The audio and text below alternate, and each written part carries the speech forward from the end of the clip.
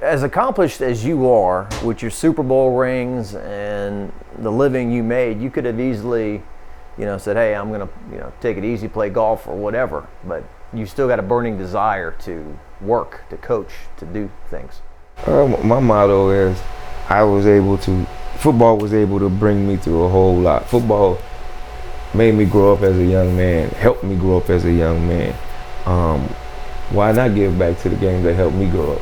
Why not give back to the kids that are trying to do the same thing that I'm trying to do, and help them in certain situations always? Yeah. Let me just ask you this right now: how has LSU, in your mind and in your heart, kind of changed over the years from just a guy coming out of high school hoping to play college football to where you are now? Just me in general? Yeah, you. What the impact LSU's made on you? Whole lot. Just to who I am, like I said, I grew up through football, so LSU was definitely a main part of that, a mainstay of that. It's funny you asked that question because it was kind of mentioned to me by Dr. Karen at LSU about, me becoming a man, growing up and everything, and my answer to him was, you are a part of that. You are a reason why I've become a man. You are a reason why I've grown up. And that's kind of what it is. That's how a lot of people that I've met at LSU were a main reason why I grew up. A lot of people I met at Camco were a main reason why I grew up in New England the same way. So all those people helped me grow. Tommy Karam was there when you were at LSU? Yes. Dr. Karam and Verge were one of the two people that sat me down right after my junior year and was like, you only have 18 hours to graduate. And I'm like, 18? Wow. And they kind of broke it down to me and told me that, I could graduate in 3.5 years. Wasn't thinking about it at all until they brought it up, and that really stuck with me for a week or so when I had to make a decision, and that was one of the main reasons why I came back. I wanted to graduate. Yeah, and you did. Right. And you do that for yourself, but you also kind of feel like you prove to people who maybe sometimes label football players as being unintelligent or not taking care of their business in school. Hey, look, I can do both of these things. It's not proof to people. It's proof to yourself. I tell kids this all the time. I never went to LSU to go to school. To play football. But in the process, you have to take care of your schoolwork in order to play football. So I had that opportunity to graduate. I knew if I was going to leave, I probably wasn't coming back. Right. So why not do it now? Right. And you got into the LSU Hall of Fame because of it. You have to be a graduate, don't you? I don't know. I guess so. I guess so. It is what it is. I graduated, so I guess I got in. Yeah, because I remember when you were at LSU, you were a superstar. You didn't have a lot to say in interviews early on. You were very kind of short, didn't say a whole lot. And the fact that you now are, Dr. Karen. Yeah. Dr. Karen. Personal branding. It's one of them things that he pulled me aside, kind of like you said, pulled me aside, talked to me about, talking to the media. He's like, you're a very likable person. It's like, you just don't say a lot. He said, you got the smile, you got everything, you just don't say a lot. And we just started working, and one of the things that we came up with was kind of my slogan was, finish it off. You say everything you need to say, now finish it off with something. And that followed me for a while, for a long time. Me and Dr. Karen would be talking on the phone and be like, finish it off. And it just to keep it going in your head, just keep it going in your head. And it followed me a long time. And can you give me an example? For instance, say like you asked me to give you an example, I would give you maybe a one-word example, but finish it off with something. You get what I'm saying? Finish. Yes, because. Right. Finish it off. Add that little flavor to it. Add that flavor. I think if I'm not mistaken, his thing was add your flavor to it. Yeah. And I was a guy that liked to have fun, so it was easy. It was easy. And then you went to go play for the Patriots, where you were, microphones shoved in your face pretty regularly. Wow. Yes, definitely. That was one of those that you couldn't avoid it. You had special times of the day that they came in. But it was cool though. you had to learn to like it. You didn't have to love it, but you had to learn to like it because you had to do it. Somebody had to do it. Kevin, for those younger people, I can't believe I talk that way, and I can't believe I'm thinking. I thought about it today. I'm like, Kevin Faulk was a freshman 25 years ago. No way, you know. And that's 1995. Doesn't seem like it should be 25 years ago, but it is. And just kind of describe to me what LSU football was like at that time. I remember what it was like before you showed up, but what was it like? It wasn't too good. Nobody was really coming here. The team wasn't winning. I was getting a lot of people telling me I need to come to LSU, but I also was getting people telling me, you don't need to be there. That's not a place for you to go. But, you know, it wasn't about a place for me to go. It was how I felt about the place. And when I first came here, the feeling was just family. I know we talk about family now, and it's a family oriented, but it always has been family. You told me, and it was kind of breaking some news to some people a while back. We talked about you getting recruited and how you were one of the biggest recruits in LSU history because of the fact you changed a lot of things. That Jerry DiNardo was bring back the magic and all that, but you had a daughter at the time, and you were leaning heavily to going to play for Steve Spurrier and the Florida Gators, but you decided, I can't leave my daughter. I need to stay close to home. Right, that was key. We laugh and joke about it right now. Me and my daughter, she's actually 25 now. So we joke about it now. And she's like, I was the reason you stayed there, me? So it was like, yes, you were. So when they retire Kevin Faulk's number, his daughter needs to be right there next to him. Taking. Trust me, she will be. Yeah, of course she will. Yeah, no doubt. So you come here. By the way, did you ever talk to Curly Hallman? Did he ever come over and recruit you or talk to you? Yes. Yeah. Yes. It was his coaching staff that really recruited me. They was cool. They kind of knew what was going on, what was going to happen. The area recruit that was in my area had the best guy. He was the coolest, smoothest guy. Coach Edmondson, Larry. Still talk to him. He's actually coaching in Texas right now. I think a high school ball or something.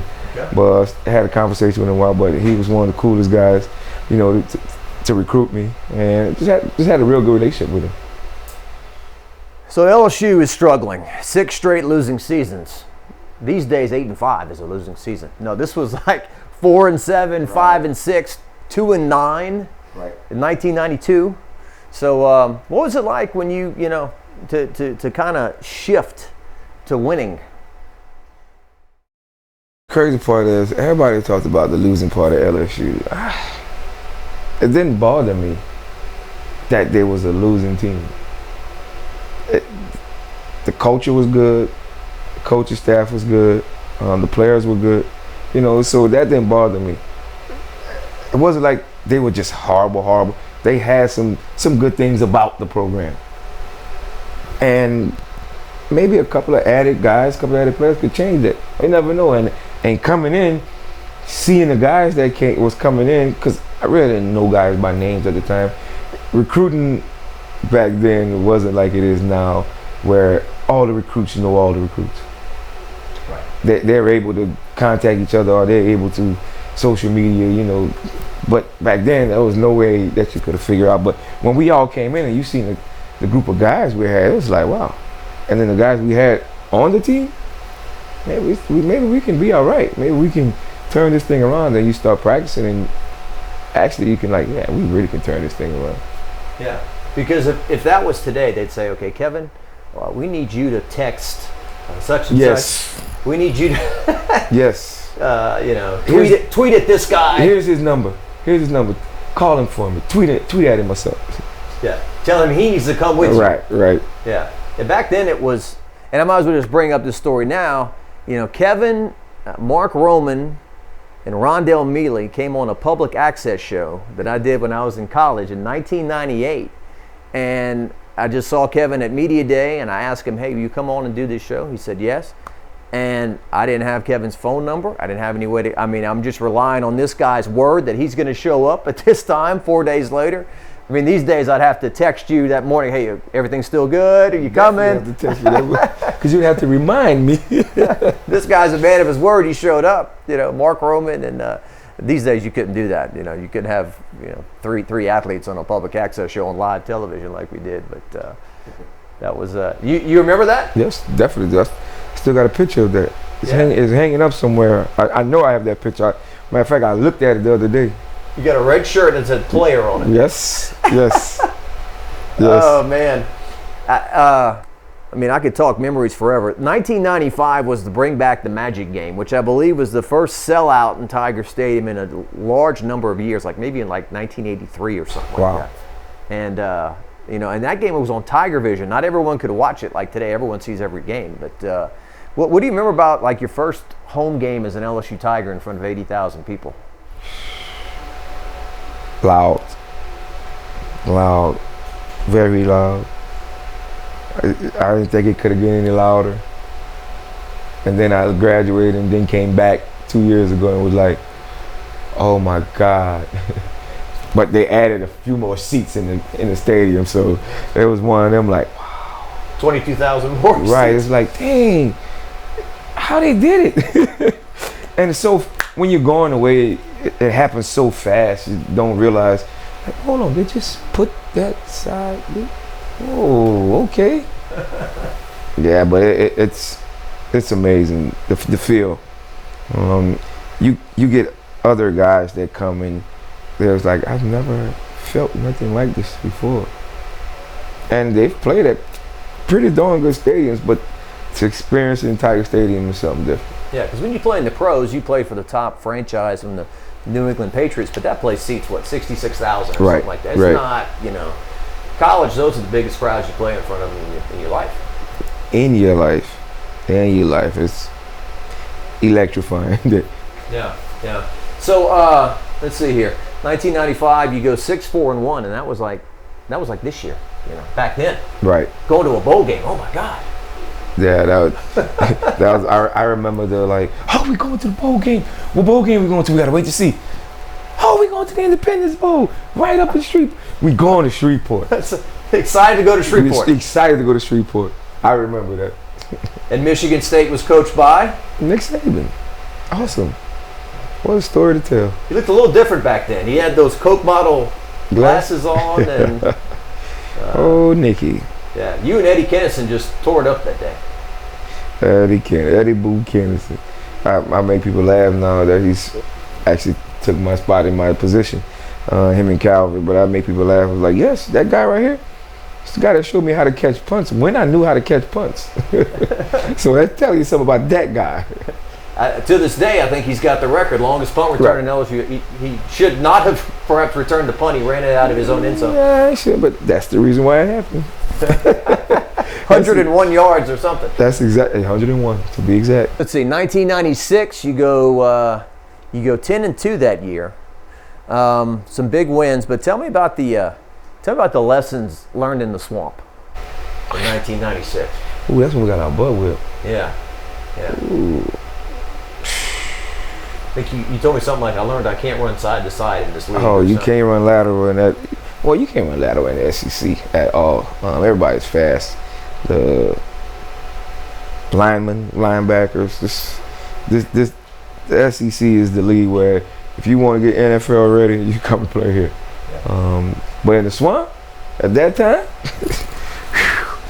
Javon Curse, Rutledge, Wright. I'm just going to the top of my head. I'm remembering jerseys, jersey numbers, names on the back of the jersey. Yeah. Who was the guy that got his helmet knocked off for you guys? Wide receiver, Nemesis Bates. Yes. Yes. Rohan talked about that because he was watching that game on TV. Nemesis Bates, you are right about that. Yeah, Nemesis got hit hard that game. Yeah, that was one of the games that when you want to take a game back, that was one of them games you wanted to take back. Yeah. But also that's one of the games you, like you said, you learn from it. Yeah, you're going into a hostile environment. It don't matter what kind of role you on as a team or how you feel as a team. You got to be prepared to play the game as a team. Kevin is like one of those music artists who's had a bunch of hits, but everyone wants to talk about the same song, and that's 1997 Florida game. You've probably talked about that game more than any game in your career, and this guy played in 5 Super Bowls. Right. I mean, you may have talked about those Super Bowls more. I don't know, but when it comes to college football, the no, 97, not really. Yeah, not really. But I have talked about that Florida game though. Crazy game. One, just because of the magnitude of the game, and they were number 1, and what they did to us the year before, and how we felt going into that game. It was, couldn't wait to get to that game. You couldn't wait to play that game as a Tiger, as being a Tiger football player. Hearing everybody talk about how bad we got beat the year before and how bad we probably gonna get beat again was one of those like, okay, let's just get to the game, bro. Can we please hurry up and get to the game? That was the field. That was the mode of the team. Now, Coach O always talks about block out the noise, but Kevin Faulk to this day remembers that Lee Corso said that yes. LSU had no chance in the game. Yes, I do remember that. Every time I still see him right now, I want to bring it up too. It's a little older now, but hey, it is what it is. What a night! Just what a perfect night of fans and expectations. My dad gave me the tickets. He's like, I'm not going. They're gonna get whipped. You go have fun. And it just was so much fun. It was during the game, right after the game, and after the game was. It was crazy right now. I swear I can. I know you're not supposed to talk about this now, but I could just remember walking into the local gas station after the game and walking out with some beer, and nobody saying nothing. The attendant was not like, paying for it. And not paying. The attendant was like, "Go ahead, Kevin, you good?" Okay, I'm out of here. Hey, go beat Florida, bro. Thank you for beating Florida, bro. That's all. And of course, no internet back then, so magazines were just very important. Sports Illustrated, for you to be on the front of Sports Illustrated, that was a very big deal. Oh, very big deal. I didn't know how big it was. It was cool. Got on cover of Sports Illustrated, whatever not. But I still didn't know the magnitude of being on Sports Illustrated. And that is, you are on there until the day you die. You are a part of a small group that gets on the cover of Sports Illustrated, but they're still coming around. People are still pulling them out. Like, hey, can you sign this? Today, went through a home inspection. The home I'm about to buy. The owner of the home. Wow. Has a Sports Illustrated. Wow. Hey man, when we close, I need you to sign my Sports Illustrated for me. I was like, oh, no problem. Let me do it right now. He's like, no, when we close. Hey, bro. Okay, cool. cool. However you want to do it. And then he was telling me about his friend who has one that wants him to get me to sign it. So it's all over. They still got him around. Wow. Makes you wonder, because you think they just printed them once for that week. These Louisiana people just got their hands on them. Huh? The guy there. I know somebody brought me about 20 of them, like recently. And I'm like, where do you get this from? The homeowner, the seller of the house, he was telling me that his wife was almost threw it away a few times. He was like, no, hon. She's like, why are you keeping a 1997 Sports Illustrated? I don't know, but don't throw it away. Man, yeah. Later, Gators. See you later, Gators. That's Yep. what it was. See you later, Gators. Yeah, because back then, I had the Chris Jackson when he was on the front. He's a pistol, it said, and then the Kevin Faulk against Florida. Those were the two that I remember, very, very well. Chris Jackson. Mahmoud Abdul-Rauf now, but Sorry. so. You ever wonder, or maybe okay, what the hell happened the next week against Ole Miss? How could that happen? Blew out wide. You can easily say blew out wide, but if you go back and you start thinking about the history, Ole Miss has always gave us a tough game. Still does until this day. Yeah, this year they were a pain in the side. Still does until this day. But it was just that we exerted so much energy the week before. Yeah. That your national championship. pretty much. And you lived it. You lived it. You live and you learn. Hey, that next week we know we got to come out times 10 now. No matter who we're playing. Because you can get beat any Saturday. Yeah. Is that one of the things that impressed you most about this LSU team when you beat Alabama this year? Because that could have easily been, okay, we've arrived, and that's the season, and the season's made, and all that. But really, you had so much left to accomplish. Not with this team. Not with that team. That just, you know, they had a goal, and nothing was going to stop them from reaching it. They prepared like that every day. They practiced like that every day. They carried themselves like that every day, that they wanted to be the best. Kevin, you were around this team all year through the practices and the games. So you're watching these guys 18 to 22 years old, knowing that you were once there yourself. Were you just kind of blown away by the maturity and the accountability that they showed? I wasn't blown away. I just happy to see that that they're still have some mature, you know, grown kids at that age, because it ain't easy being a college football player. You can get into so much and not even know it. And to be in the Baton Rouge area, get into a whole lot and not even realize and understand it. But for these kids, like, not to go out during the season, to do some of those little things that coach talked about that the team did last year, practice on their own, come out, work out on their own. That's maturity. Not much guys are going to do that now. Can you imagine back when you played no bars? I'm saying, you guys can't go to the bar. No, I can't imagine that. I was just talking to somebody about it. I was like, I was at the gas station across from like Tigerland and stuff. I was saying, man, it's like, what? It's like, only if y'all knew, this place right here used to have happy hour, and it was nickel and quarter drinks. But you never participated. I don't know about that. They had some lemonade that we would drink. That was crazy though, man. It was, yeah. Like you said, you live and you learn. When you were playing, there was no, oh, there's Kevin Faulk, I'm going to take a picture with my cell phone or whatever. There was no cell phone. Right. Well, if you had a cell phone back then, you had the phone with the bag. You had to carry the bag around. That's right. We had one in the pickup truck and plugged into the. Right. And you learned along the way, like 1998, you're supposed to like be a national championship contender, and things don't work out. You got so much talent on that team. I think Cecil Collins that was what started to set off bad chain of events there during the summer. Right. And so it's always a great teacher, right? That expectations and all that, they don't mean nothing. Slap you in the face real fast. Stop reading the press clippings. It's not gonna make your team.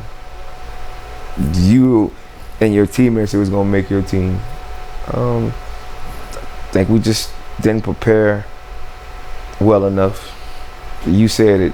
We had all the athletes. We had all the guys in the right places, supposedly. But we forgot one thing: work. Forgot to put in the work to get all of that. We forgot to put all that machine up a little bit. We didn't all the machine up. We just went out there rusty. Now being a coach, I mean, looking back at Jerry DiNardo, how he went from kind of a god, so to speak, or kind of a, really popular guy to being fired within, 2 or 3 years. Crazy how that works. Life. We're going through it right now with this virus. You could be doing great, but mess up a few weeks or a few years and see what's gonna happen. So like my mom always say, "What have you done for me lately?" She tell you that. What have you done for me lately? So you tell me if you run up for 150 yards one week, the next week you had 40, she'd say, "What have you done lately?" Yeah. I'm kind of like her. She's tough, but she didn't have to raise her voice. That wasn't like, nah, it wasn't that at all. She was, okay. Almost hurts more when they... Right, okay, Troy. My name's Troy, so it's, okay, Troy, you go ahead, have fun. Your name is Troy? Kevin Troy.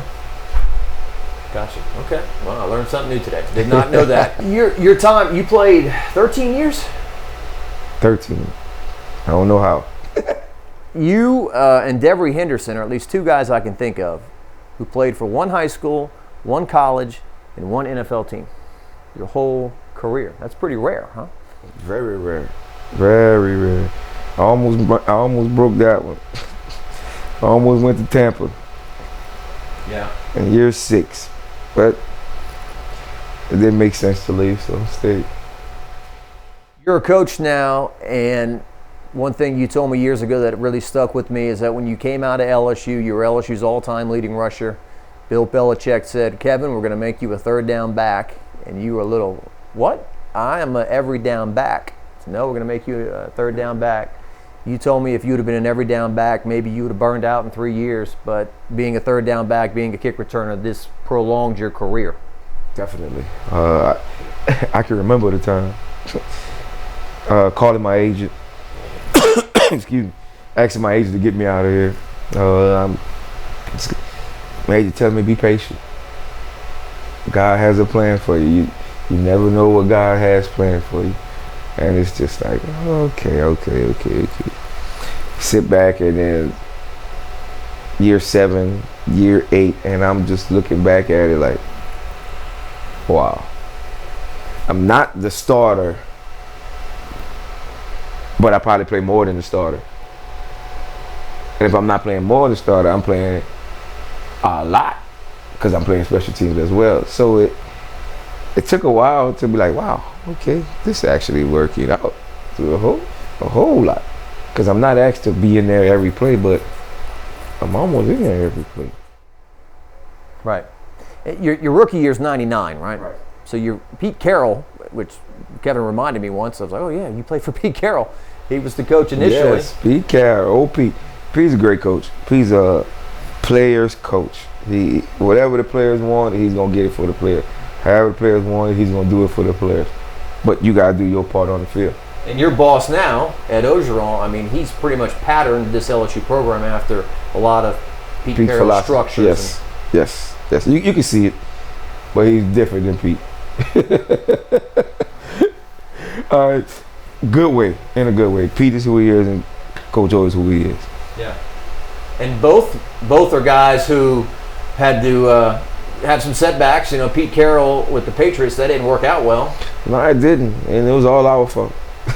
And the Jets, he coached the Jets. Yes, he coached the Jets too. Yeah. But in New England, I know my rookie year that we went into the breaks 6-1.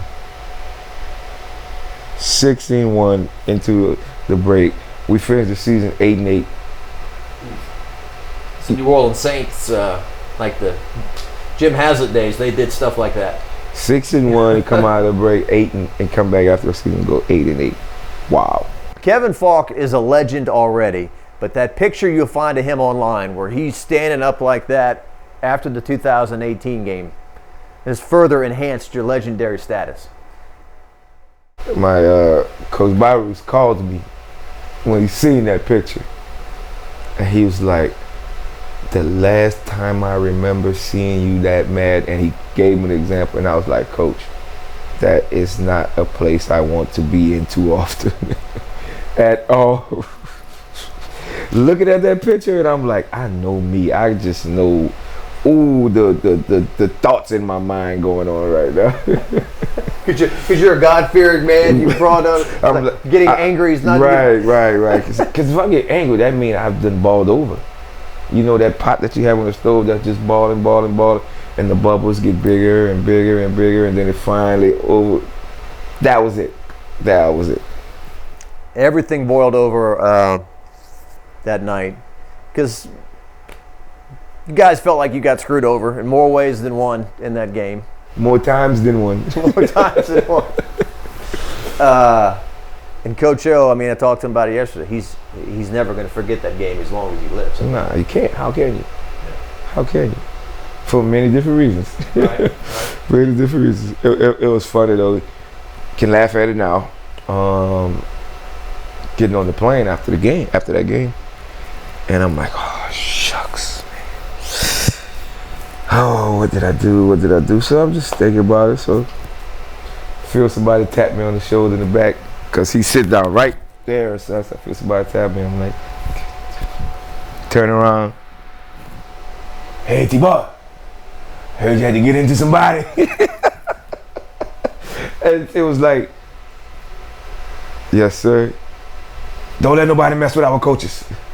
Got you, coach. Got you, coach. So the boss was okay with it? Yes. You had nothing to worry about? Until the Monday morning, I got called into the AD's office. But I had already talked to them like after the game and everything, so it was just another follow-up preliminary saying that they had got the story of the other guy and everything and trying to compare our stories. It was funny because it's like, hey, you know, they say that you did. No, they don't show that. Where are they showing that I did that? No. Right. I told you exactly what I did. And then they said they was trying to say that after it happened, I was walking off the field laughing and joking around. And I'm like, stop. You just got into a fight.